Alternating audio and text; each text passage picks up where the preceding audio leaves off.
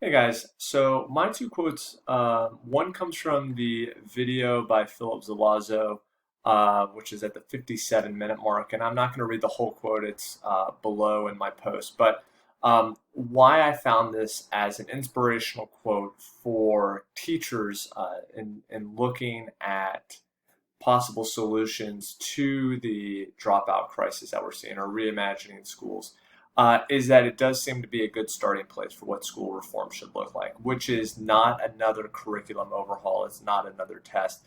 It's in fact a completely different idea of the skills that we're teaching. And those skills should involve executive function and the understanding that we should have a more important structure in making sure that our students understand how to have good attention skills and are able to reflect before responding.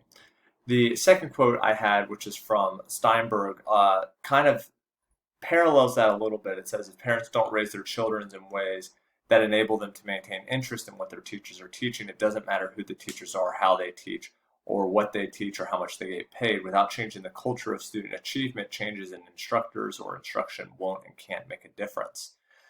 Basically, Steinberg is reflecting the same idea, which is where if we are not able to establish, or if we do not make it important enough to establish certain executive function skills, such as learning to pay attention, learning to push through distraction, then there is not going to be a sustainable amount of change that we can make in education. So, therefore, the real true reform that teachers and educators should be looking at is the reform that we are starting to teach our students how to pay attention and how to push through distractions and maintain that attention.